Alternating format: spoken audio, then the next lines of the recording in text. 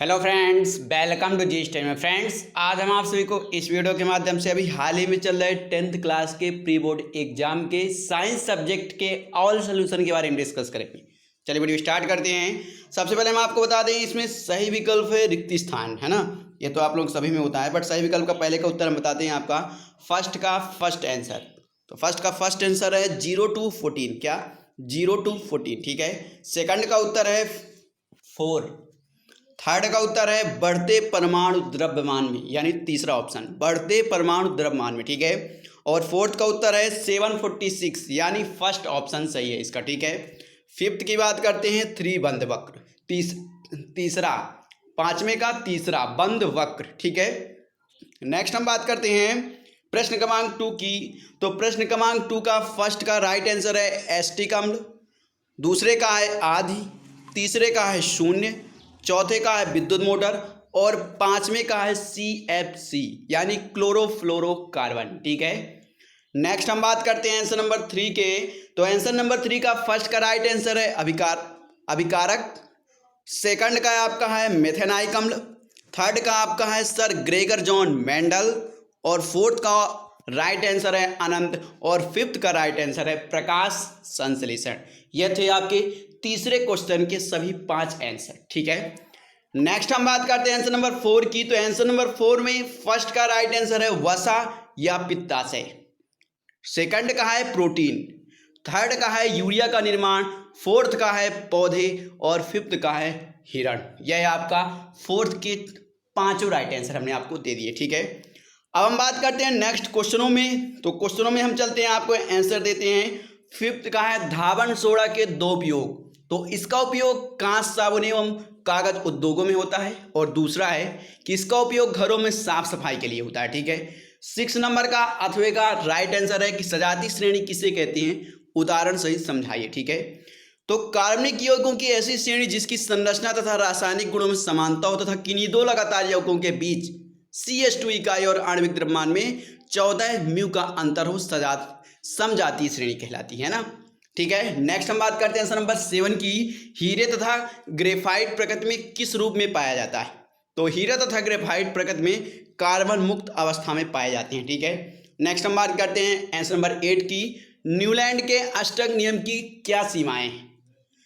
तो न्यूलैंड के अष्टक सिद्धांत की सीमाएं 2 हैं कि अष्टक का सिद्धांत केवल कैल्शियम तक ही लागू होता है, क्योंकि कैल्शियम के बाद प्रत्येक 8वें तत्व गैर गुणधर्म पहले तत्व से नहीं मिलता है, ठीक है। और सेकंड है न्यूलैंड्स ने कल्पना की थी कि प्रकृति में केवल 56 तत्व विद्यमान है और भविष्य में कोई तत्व नहीं मिलेगा, ठीक है। नेक्स्ट हम बात करते हैं नंबर 9 की कि अमीबा में द्विखंडन विधि को लिखिए। तो अमीबा में द्विखंडन विधि, फ्रेंड्स हम सभी क्वेश्चनों को आपको पढ़ के नहीं बताएंगे, आप लोग इसको वीडियो को पुश करके या फिर आप इसका स्क्रीनशॉट लेकर लिख सकते हैं, ठीक है। तो अमीबा में द्विखंडन विधि को लिखिए। तो ये था आपका अमीबा में द्विखंडन विधि का, ठीक है, आंसर। नेक्स्ट हम बात करते हैं गुणसूत्र किसे कहते हैं? तो कोशिकाओं के केंद्रक में स्थित धागेनुमा पतली संरचना हो जिनकी आनुवंशिक पदार्थ DNA कोशिका द्रव्य में स्वतंत्र रूप से न रहकर केंद्रक में कुछ विशिष्ट संरचनाओं के रूप में व्यवस्थित होता है, गुणसूत्र कहलाता है, ठीक है। नेक्स्ट हम बात करते हैं आकाश का रंग जो है नीला क्यों होता है?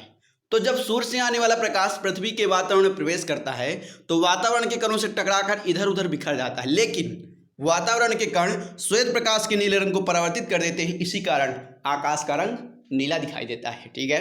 नेक्स्ट क्वेश्चन हम बात करते हैं फ्यूज स्टार किसे कहते हैं? तो विद्युत परिपथ को लघुपतन तथा अधिभारण से होने वाली हानि से बचाने के लिए विद्युतमय तार के श्रेणी क्रम में एक उच्च प्रतिरोध तथा कम गलनांक का तार जोड़ा जाता है, जिसे फ्यूज तार कहा जाता है। जब कभी भी फ्यूज तार से अत्यधिक मात्रा में धारा प्रवाहित होती है तो फ्यूज तार गर्म होकर टूट जाता है, तब विद्युत लाइन में धारा प्रवाह रुक जाता है। नेक्स्ट हम बात करते हैं कि 2 चुंबकीय क्षेत्र रेखाएं एक दूसरे को प्रतिच्छेद क्यों नहीं करती? तो 2 चुंबकीय क्षेत्र रेखाएं एक दूसरे को प्रतिच्छेद नहीं करती क्योंकि प्रतिच्छेद बिंदु पर दिक्सूची रखने पर 2 दिशाओं की ओर संकेत करेगा, जो कि संभव नहीं है, ठीक है। आंसर नंबर 14 की हम बात करते हैं उत्कृष्ट गैसों को पृथक समूह में क्यों रखा जाता है? तो उत्कृष्ट गैसों को अलग समूह में रखा गया क्योंकि वे रासायनिक रूप से अक्रिय होती हैं। सभी उत्कृष्ट गैसों के ब्रह्मतम कोश पूर्णतः भरे होते हैं तथा इनके गुणों में समानताएं पाई जाती है, इसीलिए इसे गैसों को पृथक समूह में रखा गया है, ठीक है। नेक्स्ट ऑक्सी व अनऑक्सी शोषण में 3 अंतर लिखने। तो आपके सामने 5 अंतर है, इसमें से आप कोई भी 3 अंतर लिख सकते हैं, चाहे तो आप 5 लिख लीजिए या फिर कोई भी 3 लिख सकते हैं, ठीक है। नेक्स्ट हम बात करते हैं किसी चालक का प्रतिरोध किन किन कारकों पर निर्भर करता है। तो उसकी लंबाई पर आर अनुपाती आई, इस आर अनुपाती एल, उसके अनुप्रस्थ काट का क्षेत्रफल पर आर अनुपाती ए, और चालक पदार्थ की प्रकृति पर। ठीक है, 3 बातों पर निर्भर करता है। नेक्स्ट हम बात करते हैं आंसर नंबर 17 की, फ्लेमिंग के बाएं हाथ का नियम क्या है। देखिए, तो इस नियम के अनुसार जब हम हमारे बाएं हाथ के अंगूठे मध्यिका तथा तर्जनी को एक दूसरे के लंबवत व्यवस्थित करते हैं तो तर्जनी चुंबकीय क्षेत्र बी की दिशा, मध्यिका चालक में प्रवाहित विद्युत धारा आई की दिशा को दर्शाता है।